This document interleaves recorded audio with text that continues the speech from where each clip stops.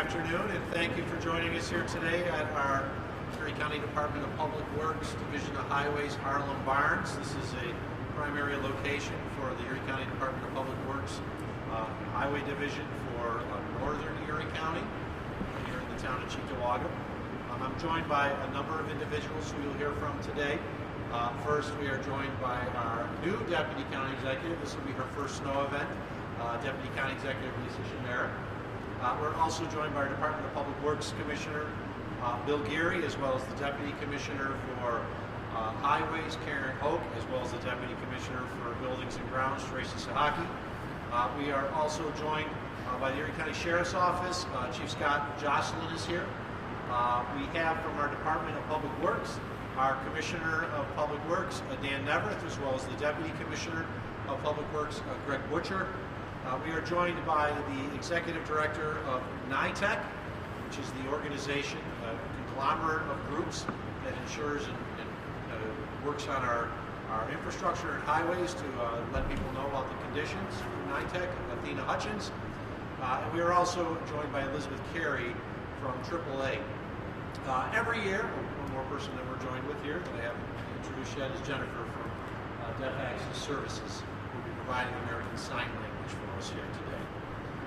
Every year we have a preparation press conference to talk about what we are doing in Erie County government to be prepared for the upcoming winter. And as we know, we've had a great fall, such a wonderful fall, to tell you the truth, in which last week it was 70 degrees. But as we know, there is a major storm that is approaching, which in effect will be the first snowfall of the year for the Metro Buffalo region.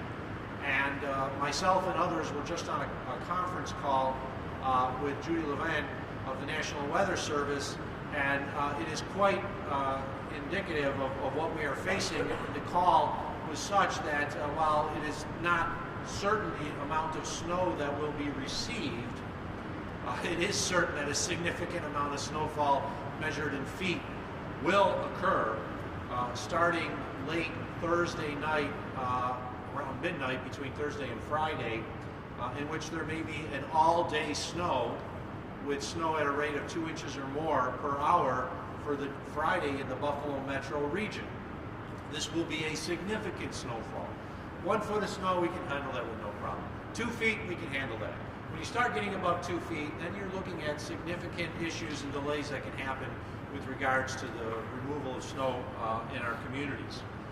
Erie County Department of Public Works has 37 plows at the ready. There's a number of other trucks that are being converted as we speak. So there are guaranteed at least 37 plows that will be on the streets through our 5 districts. We also coordinate with our partners in city and town government to plow roads. Approximately half of the roads that are Erie County owned roads are actually plowed by the relationship we have with the cities, towns, and villages in those communities. So we feel confident that we'll have sufficient plows as well as individuals out to handle the snow, but it will be a significant snow. And while we're used to snow in this area, we always know that first snowfall, troubles arise. People drive too fast, they're not prepared for it, and when we're talking about snow that's going to be measured in feet for the first significant snowfall, this is one that is going to have an impact on our region. I was just looking at my phone to compare notes. If we remember back 8 years ago, it was November 17th, which was the start of that horrible snowstorm that we all remember, November winter storm night. Well, we won't have a snowstorm as bad as that, thankfully. But it will basically start on November 17th, 8 years later, in which we're going to have a very significant snowfall for this region. So what we want to remind everybody is now is the time to prepare for the winter and the snowstorm that's coming. You don't want to be driving down a road stuck on a road and look at your car and not be adequately prepared. You want to ensure that you have gloves, hats, other types of things, scarves in your car. You want to ensure you have water in your car. You want to ensure that your phone is adequately charged. Make certain that you have those adaptive uses so you can charge your phone in the car. Because when you're talking about snowfall that falls around 2 inches per hour or greater, whiteout conditions are possible. Snow can accumulate on a road very quickly. It takes a number of hours for our plow drivers to do a route. So if they go down a road and all of a sudden it takes them 4 hours to return back to where they were, and it's snowing at a rate of 2 inches or greater, there's already 8 inches of snow on the ground by the time the plow gets to it again. So we want individuals to be prepared, to understand if you got snow tires, or you're going to get snow tires, now's the time to get snow tires. Make sure your snow blower's tuned up. Now's the time to clean off your driveway of leaves and things like that, especially at the end of the street. Now's the time to get out there and do that final fall prep and ensure that your vehicle and your house is storm ready. We are expecting a significant snow. We can handle snow in this region. We know we can handle snow in this region. We've had bigger storms than what's projected for this, but it's rare that we actually have as big a projection as we're going to see for the first snowfall of the year. We know during that first snowfall of the year, people just aren't prepared. Drive slowly when you're in the snow.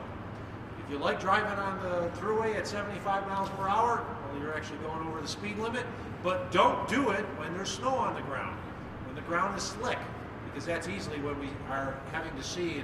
And as you hear, the sheriff's office can report, that's when the vehicles end up in the ditches on the 400, the 219, and the thruway. So we have to get back to what it's like to drive during the winter. I just want to remind everybody that this will be a significant snow event. The event that happened 8 years ago was basically a 10-mile wide band. What we were told from the Weather Service is this will be a 20-mile wide band. So there will be areas of the county in western New York where it might be sunny out, but it could be snowing like cats and dogs just north or south of you. So one of the problems we saw 8 years ago was individuals where the weather was nice where they were, trying to drive to work, trying to drive to other locations through the snow band, which we know was horrible. So if you are in an area which is nice, be happy. The snow's not falling in your area. But don't try to drive into an area if we're getting rates of 2 or 3 inches per hour, because that's when it gets tough. And as our plow drivers can attest to, the one thing that makes it really difficult for them to plow roads is when people get stuck on the roads. They get stuck on the roads, our plows can't get down the roads, and then the snow just builds up because the tow trucks can't come down and pull that vehicle off the road. So make sure you got good tires on your vehicles. Make sure that you have your emergency kit in your vehicle. This will not be a whole week's event. It is expected that we'll see some snowfall starting in southern Erie County, Chautauqua, and Cattaraugus tomorrow, Wednesday evening through Thursday morning. Then it'll stop, and it'll look like, oh, there's nothing that's going on. We were told to expect 4 or 5 hours of nothing, but then it's going to pick up in the late evening hours on Thursday, midnight Friday, and it's going to, as was told to me by Judy Levan, let me just get the exact words, it will hit with a vengeance starting late Thursday night, Friday morning. And then it's expected to go all day Friday, most of Saturday. The winds might shift, and then by Sunday, as Judy said, probably around game time, the snow will probably pass through our area. So expect the 36 to 48 hours of very difficult conditions. With that, I'd like to turn it over to our Commissioner of Homeland Security and Emergency Services, Dan Neverth, to talk a little bit more about emergency preparedness. Then we'll also have representatives from the other organizations. And then I have an important announcement, a fun announcement to talk about as we enter our winter season. So, Commissioner? Thanks, Mark. I usually get asked the question, what are we doing to prepare for the storm? And I think the standard answer on our part, my department, and all of those that we work with on a regular basis is it's a 365-day-a-year planning that we do. We don't do it because when snow's coming. We've been working on this. We continue to refine it. We've got our seasonal transportation plan, which also includes the road closures that take place in the event that we have to shut down everything from the thruway, the 190 to the 219 to the 400. It's the coordination that takes place with that, with all of the community members.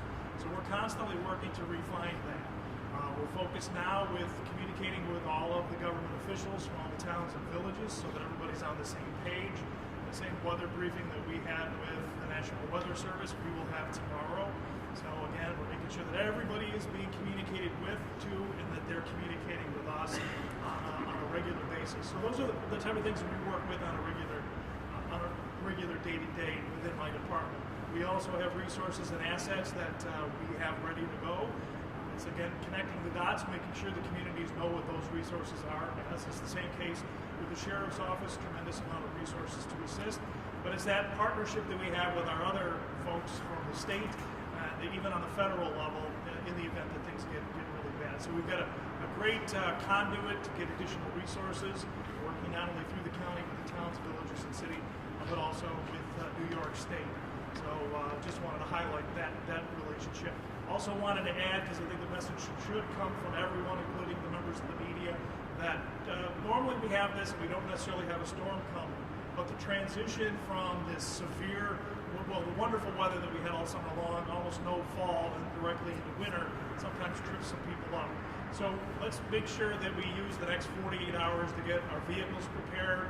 Let's make sure that we have supplies in our vehicle, not necessarily because of the snow that's coming, but because of it's winter time. You should have some extra supplies, a blanket, and some other things, battery cables, the basic necessities that you have as a Western New Yorker. So take care of yourself. We're working on our end, but also we ask that everybody out there does their part. We'll continue to move forward. So everybody be safe. Follow whatever you hear on the media. Don't be going out there and just being curious as to what 3 to 4 inches per hour of snow looks like. That's our biggest obstacle to keeping the roads clear. So just keep that in mind. Everybody be out there, be safe. We'll do everything on our end to make sure that we get through this, and next week will be a wonderful Thanksgiving. Thank you, Commissioner. As you may know, we do name our snowstorms after local craft brews, and we want to thank the former Deputy Commissioner of the Department of Public Works, Charlie Sickler, for being here today and also being the godfather of the Genesis. We ended last year in the S's. We're just going to continue straight through in the T's. This storm, for our purposes, will be known as That IPA from Community Beer Works. People were actually inquiring what the name of the storm was going to be because we named them after beer. And the people who have to clean up that storm are the folks in our Department of Public Works. So it's my pleasure to introduce our Commissioner of Public Works, William Geary. Good afternoon. Yeah, and thanks, Charlie, once again coming through and helping us out. As the county executive said, this is going to be a significant event. Our crews have been preparing for this for the last month as we transition out of our summer maintenance period into the winter maintenance. Crews will probably be out sometime tomorrow afternoon doing some preemptive salting to prepare for some of the mix precip that we're anticipating in the afternoon hours of Wednesday and into Wednesday night. But we'll go into a 24-hour shift posture starting tomorrow also. So we have more than enough drivers, over 70 drivers for the 36 plow trucks that are ready to go, and I'm sure our mechanical staff, men and women putting these trucks together, we'll have a few more before the storm gets to that intense period on Friday. But again, just stay tuned in, listen to the media reports as far as where the snow is, try to avoid those areas, always be prepared and have a plan, let people know where you're going. I'm sure that's going to be a common theme you'll hear from everybody. But most importantly, our trucks with Erie County, they're one-person plow operated, so there's only one person in that vehicle. Give them a lot of room. They're doing the best they can, and they're the ones that are always going to come through and make us be able to have dry roads and just in time for the Bills game on Sunday. And with that, just leave it as go Bills. Thank you, Bill. One of the organizations locally that you should be following on your social media is NYTEC. NYTEC's providing instantaneous information, including cameras on all the major roads, and knows about the issues that are going on. So if you want to know if there's a problem on our roads, you should be following NYTEC. And I'm very pleased that we have Tina Hutchins from NYTEC here to offer a few words of what NYTEC also can offer for this coming winter. Thank you. So if you're not familiar with NYTEC, it's nittec.org. We have a mobile app and a website. There's over 100 streaming cameras on our website to see what's going on the expressway network throughout the region. That's available to the public to see what's going on. And like they mentioned, it might be snowing in one area and not snowing in another. You get an indication of what's going on based on what's showing on the cameras on our website. So this is a picture of our app. You can go download that app. It's free for use. It also has road closures and any kind of incidents, congestion, any type of information that needs to be relayed to the public about what's going on roadways is on our app. We work very closely with all the local governments, Erie County included, Department of Transportation, Thruway Authority, to get that information out. So Really encourage the public to take a look at what's going on the roadways before you even venture out. Gives you an idea of what's happening. Also, just an update, if you see message signs, those large overhead message signs that say maybe a road's closed, please follow those. Those are accurate. We update those on a regular basis to provide that information. So again, go to our website and get the information for our mobile app. Thank you. As with any of the first major storms of the season, one organization that gets a lot of calls to pull people out of ditches, to take care of dead batteries is AAA. We're very pleased to have Elizabeth Carey of the AAA to talk about how they are preparing for this winter season. Hi everyone, thank you very much. That's right, we do have a storm team at AAA that does follow the NITEC cameras and takes the advice from the county on what to do in this type of situation. So this is another reminder to dust off those winter driving skills, because as you have heard and as you know, we've had a great mild season. So as County Executive Poloncarz said, control your speed. That's the number one thing that you can control. So if the weather turns, you want to make sure that you slow down and you give yourself extra space in front of the car in front of you so you can control your vehicle. And then if you happen to go off the road or you get into a situation, we remind everyone to stay seat belted in the vehicle and call 911 if you're in a dangerous situation. If you want AAA roadside assistance, using the AAA mobile app is the fastest way to get service without having to call in and get help. But what we see in these cases is people going off the road or people getting stuck in deep snow. So if a driving ban goes into effect, make sure you follow that advice and you stay home and you stay off the roads. That's going to make it easier for everyone. And we will get into a situation in storms like this where AAA will say, are you safe at home? Then we're going to leave you there because we're going to help the people on the roadside first. So we do ask everyone to stay home when things do get bad. And one more reminder is packing that emergency kit. We tried to tell everyone this in October, but it was too nice out, so a lot of people didn't take the advice. But you want to make sure you have some basic tools in there, a blanket, some warm clothes, snacks, water. People travel with their pets, even some pet snacks. This way you're going to stay comfortable while you're waiting for help to arrive. And we do ask everyone to drive safely. Thank you very much. Thank you, Elizabeth. We are prepared. We know what it's like to deal with snow in the winter. We very rarely, in my administration, have we gotten a multi-foot snowstorm for the first storm of the year. The only one I can really think of was back in 2014, which was the granddaddy of all snowstorms. And while that is not being predicted, we could see a significant event. I want to finish with one kind of fun thing. Other communities have done this across the country. We have 5 brand new trucks with plows. We have 37 that are ready, about 45 in the fleet. And a lot of people wonder, why can't we name your plows? So we're going to do that. Starting now, you can go to our website at erie.gov/name-a-plow.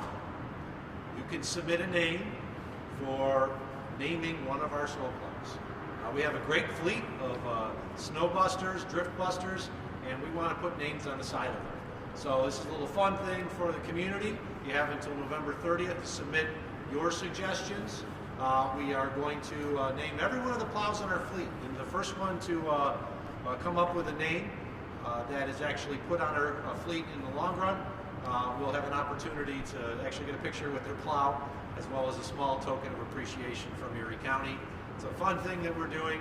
The snow plows are out there to protect the public, to keep the roads clear, and like other major pieces of equipment, they should be named to basically allow the public to understand what they're there for. So, of course, we will not take any profane names or any things that are disrespecting the county, or for that matter, the plow drivers and the equipment. But we want to have fun with this, so go to erie.gov/name-a-plow, come up with your suggestions, and maybe your recommendation will actually be adorned on the future of one of these plows. With that, I'll open it up to questions. County Executive, with the storm coming in Thursday night, I know it's always controversial when schools say they're going to close ahead of something, but to have them not, going in the morning and then coming home in the afternoon to prevent anybody from being stranded. The questions in relation to, with the snowstorm expected to come in late Thursday, midnight Friday, what are the expectations with the schools? We will be discussing that with school superintendents over the next 36 to 48 hours to give them the latest information that we have. I know some of the superintendents have already reached out to us to see what we're hearing. I think they're concerned also about Friday. If there's 6 inches of snow on the ground, yeah, the schools are going to be open. But if we do get 2 inches of snow per hour from midnight to 6 a.m., that's a lot of snow that's on the ground. And then if you're talking about it accumulating through the remainder of the day, we could be talking about 2 feet during the school time. So we will be having continued conversations with them. Tomorrow, as was instituted by the Commissioner of Homeland Security Emergency Services, I have already scheduled a call with area supervisors and mayors. I have talked to Mayor Brown today. We did talk about the expectations of the storm and how the city is expected to get hit late Thursday, early Friday, and the impact that could have on Friday drive time. We'll continue to have those conversations over the next day as we get closer, and hopefully the Weather Service has a more precise forecast. But as Judy Levan from the Weather Service said, pretty much every one of their models that they've been running is showing a significant amount of snowfall to be measured in feet. So you measure in feet when you start really getting into 2 feet or greater. And it's possible that it could be more, it could be 3 feet or greater. I don't think they know exactly at this point, and they don't want to go out there and do an estimate that people are going to say, oh, you only got 22 inches. 22 inches is still a lot of snow. But this is going to be a significant event, and for the first major snowfall of the region, it is a concern. We know there's a lot of new Western New Yorkers, new Buffalonians, who may have never driven in the snow. They're in for a treat, let's put it that way. If this is going to be your first winter in Buffalo, and the first snowstorm is a significant one, we just recommend everybody be prepared, have that emergency kit in your car, and drive slowly. No reason to drive any faster than you need to. You will get there eventually, unless you're driving so fast that you end up driving into a ditch. Any other questions? If there's any updates for the media, will those be Friday? Will they be here?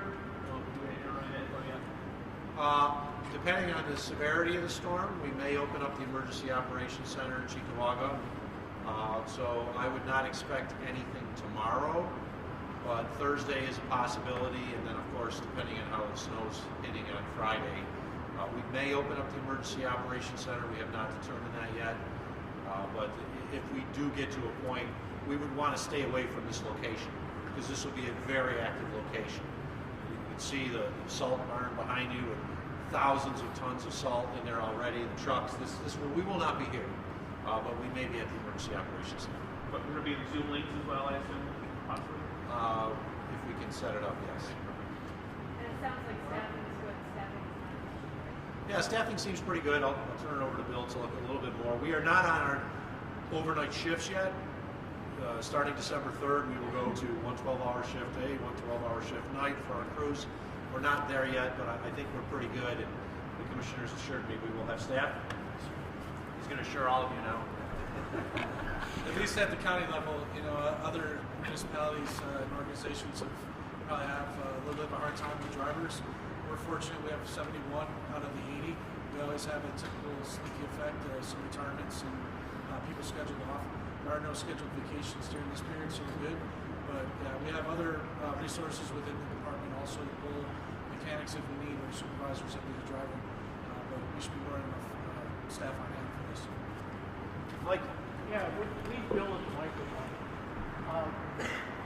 What kind of money do you have set aside in the budget for snow plowing? Yeah, so our budget, we always leave a little over $250,000 for the last 2 months of the year, just based on trend data that we've been keeping. That's to cover our expenses for the fuel and also the road salt. But we, at the end of the season, we always fill up our salt barns, try to take advantage unless there's a really high price that we speculate. This year is a little unique because of some of the fuel costs for diesel, a little bit higher, but we buy at a bulk rate, so we're paying a lot less than what the average citizen probably would at a service station. But if you were in a warmer climate, you wouldn't need a plow like the one right behind you that you're trying to make. I mean, it's got to run off. It does. Yeah, there's always, especially when we come out of the summer season going into the winter season, the maintenance staff is always doing an nut to bolt from the front end to the rear end of the truck, replacing any wearables. So the truck's going to complete overhaul, tires, shocks, just anything that might be worn or loose to replace. So we always project those costs though. It's great to have some of the performance-based budgeting techniques that we use, and we stay in the ballpark of where we need. And then this year with the mild fall, we haven't used much of that money on the salt at all. Matter of fact, last weekend, I think our crews were out for a couple days down on the southern end of the county. It might have been the first couple applications of salt for the year. Now we're still a ways out, but depending on how this thing develops, you said you talked with Mayor Brown. Could some Buffalonians expect to see some of the Erie County plows on city streets? We have rarely used Erie County plows on city streets. The Erie County plows, of course, plow county roads, and there's not a single road in the city of Buffalo that we own. Last year, because of some of the issues that the city was dealing with, we did assist the city with plowing some roads in immediate downtown Buffalo around the county campus, so to speak, Delaware, Franklin, Pearl. So we were able to take some of our smaller equipment and make sure that we kept open that part of the county government so that the city didn't have to worry about it. Our goal is to not have to assist them. If the request is made, we will then evaluate what we have available, and also it may be an issue where New York State has to come in if the city's unable to. I did talk to the city mayor today. I talked to him yesterday. He said, I know they have a number of new plows in the fleet for the city. The city is a different kind of beast compared to what we deal with on most of our county roads, which are generally wider. A lot of the city streets are smaller, so some of those larger plows can't get down it. Our larger plows can't get down those roads because they're too narrow. So our goal and hope would be that we do not have to, that there would be ample supply and availability from the city to do it. If it gets to that point, I'm sure the mayor will give me a call, or we'll have to have a discussion about what's necessary. But I know everyone's getting ready, and not just the city of Buffalo, but all the towns. This is going to affect other towns as well. I assume the supervisors and highway superintendents in those communities are getting ready. And tomorrow I'll be having a conference call with those supervisors just to see what kind of position they're in. Mark, have you been able to kind of get a look at a map in terms of where that 20-mile span is? 'Cause I think a lot of the people that were affected by this November storm, for example, are kind of maybe in their head thinking just like, oh boy, here we go again. Have you been able to look at a map in terms of just like what towns, what range exactly we're looking at? This looks like it'll cut right across northern Erie County and go into Genesee, and as was described by Judy of the Weather Service, it probably will, to some effect, even go into Monroe County. There's some expectation it will also be in parts of Wyoming. So when we say the Buffalo metro area, we're really talking Hamburg, Orchard Park, East Aurora, those areas north, through, of course, Lackawanna, West Seneca, Cheektowaga, Lancaster, City of Buffalo, Tonawanda, Amherst, Clarence, and we're also at the mercy of the wind. If the wind just changes a little bit, it can move the storm significantly, so that a community is not getting snow at any one moment. But I am under the impression that this is going to be a significant weather event that'll hit most of northern Erie County. And for those who forget, they think the city of Buffalo is kind of central Erie County. No, it's northern Erie County. Erie County is a fairly large geographic region. It's actually the same square miles as the state of Rhode Island. And when we say northern Erie County, we're talking primarily about the metro region. We talk about central Erie County, now we're talking about Orchard Park, areas a little south. We talk about southern Erie County, we're talking about Grant, Collins, Concord, Sardinia, those areas, Colden, the ski areas. So the southern part of Erie County is going to get the first snow starting tomorrow night. It doesn't appear that it's going to be significant. And remember, that's an area where they want the snow because that's ski country. But it's the northern part of Erie County that's primarily the metro region that appears is going to get the brunt of this, which includes some of the areas from the storm back in 2014, but not all of them. The best example I had is while the storm was going on November 17th and 18th and was hitting hard the areas of the 10-mile swath, the golf courses in northern Erie County were still open and people were playing. So it all really depended on where you get hit. How nice is it to know this time around? I mean, we're already 8 years past this November storm, but technology has advanced, forecasting has advanced. Just how nice is it, at least in your eyes, to be able maybe this time around be able to get that nice little heads up with this storm compared to the last time around when maybe it wasn't that? Well, I will note the Weather Service, I think, did actually a very good call for the 2014 storm. Because I remember we did, Scott, were you with us? I think Scott, I know Dan, Bill, we did the press conference outside, and the Weather Service predicted that the snow will start falling at 4 o'clock. And it was literally 4:05, and it started to snow. We kind of laughed, they got that right. I wonder if they'll get this big storm right. And all of a sudden, we know what happened afterwards. So, and some of you, I think, were there at that time, too. You know, they do a good job. And one thing I've noticed over the last few years is they really are spot on with their forecasts. Now, winds can change with that. Sometimes when you're talking about lake effect snow, that can alter the amount of snow. But as was described to us today by Judy, it's not so much you want to think about the particular number of inches, but this is going to be a substantial rate of snow falling per hour.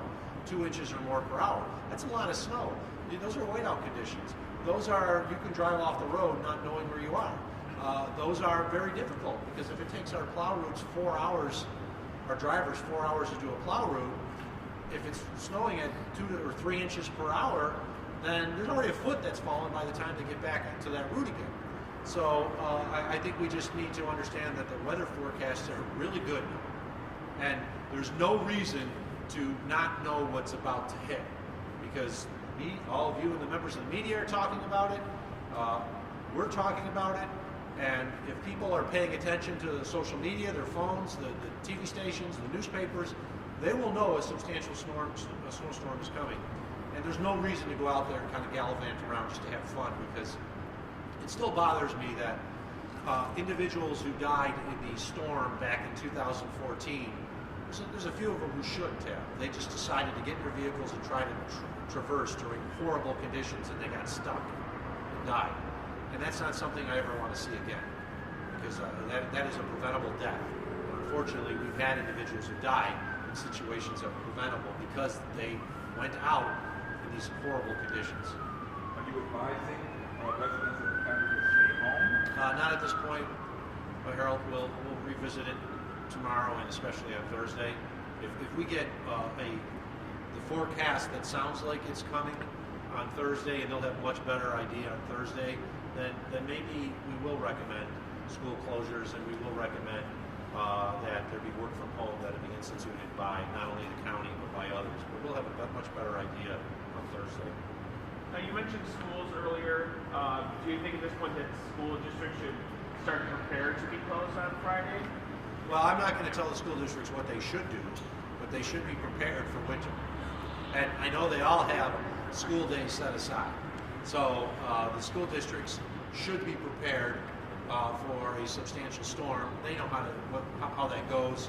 I would just suggest, and we'll be talking with the school district representatives in the next 48 hours, that they prepare for winter. It took a little longer than it normally takes to get here, but it's here.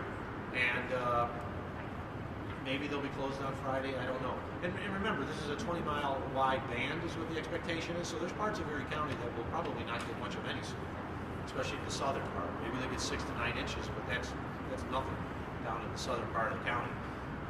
And I talked to my colleagues across the country, and they're like, man, how can you handle a foot of snow? I go, a foot of snow is nothing. 2 feet, we generally can handle that. We start getting to 3 feet or more, now we got a problem. So we know how to handle snow in this region. The biggest problem often occurs when individuals put themselves and other people in jeopardy when they should not be on the roads. That was the major problem that happened 8 years ago. There were plows on the roads. They just couldn't go down some of those roads because vehicles got stuck. And once they got stuck, there was no way to plow that road. That was the granddaddy of all storms. But if there were no vehicles on the roads, it would have made it a heck of a lot easier for us to get through that a lot faster. Because while it was over 70 inches of snow, that fell over a 3-day period. There was basically 3 feet that fell in that first 24 hours. if the roads are clear, we can pretty much handle 3 feet over a 24-hour period. It's when you get 3 feet and now we've got roads closed because cars are stuck on it, then we get to a point where there's just nothing we can do. And the most important thing we can do at that point, and the sheriff's office is intimately involved, is search and rescue. And none of us want to see a sheriff's deputy have to go out in very adverse conditions to try to rescue someone when they should not have been on the road in the first place. So given everything that did happen 8 years ago, certainly if forecast or the winds, it's an ever-evolving situation with late effect snow, but if things change to where the forecast starts turning more in a more south direction in terms of the severeness of it, it might lead to more officials like you yourself, Mark, to recommend to schools and businesses and churches or whatever to stay home then. If the situation merits it, I will declare a state of emergency. And as one of the powers I have in the state of emergency, I can order roads, driving bans, roads to be closed. We've done it before. We do not do it unless we have a state of emergency. We cannot do it by law unless we have a state of emergency. But if it appears, and we get, one thing I'll note is we have a great team that works between all the offices in county government. We'll be at the Emergency Operations Center. We'll be getting calls from people in the field, from the emergency managers and police agencies and fire and various departments, talking to our sheriffs, letting us know what's happening. And very often we'll hear from a supervisor saying, I think we need a state of emergency in our town. And we'll be like, well, you can declare it and I can declare it as well. So if it merits it, we do it. We only do it if it merits it. And when I issue an advisory for no unnecessary travel, that is really saying no unnecessary travel. Don't go to your buddy's house to watch the football game or the college football game on Saturday if we're saying no unnecessary travel, but there's no travel ban. We only put a travel ban in place where it's really there. And then only emergency personnel are allowed on the roads. And you going to work is not emergency personnel if you work at 95 to 96% of the businesses in our community. It's, do you work at a hospital? Do you work for a government? Do you work for a public safety type entity, like an ambulance service? Well, then you're emergency personnel. You working at a shop in the mall or at a grocery store might be, if it's a grocery store. If it's a shop in a mall, no. So I think it's important for people to understand that when we issue these either advisories or bans, they are there for a purpose, and that is to protect life. We've seen too many incidences of individuals die in storms, not just the storm of 8 years ago, but storms where maybe we got a foot of snow, but they drove into an area where they couldn't see where they were going and they crashed and they died. We want to avoid that as best as possible. So what is the main message you want to get across to residents regarding this? Well, the main message, Harold, is Erie County has nearly 40 trucks at the ready. We will have staff available for 24 hours to get the snow, which we are expecting to start to hit come midnight on Friday, Thursday evening, 11:59 p.m. Thursday, 12 o'clock Friday. We will have staff available for what is expected to be a sizable snow event measured in feet, starting at midnight on Friday morning. And people need to understand, with this being the first real snow event of the season, you gotta utilize good common sense. There are times in which you don't need to be on the road. There are times in which you don't need to be outside snow blowing or snow plowing. We see more heart attacks from older gentlemen snow shoveling or snow blowing than we should, because they shouldn't be out in those conditions doing it. So we just want people to use common sense, and we will continue over the next 48 hours to keep them advised of what we're expecting. And if a state of emergency is declared, then we would hope that the public would follow the orders at that point, because otherwise you're putting yourself and these other individuals who have to respond at risk. Thanks, everybody.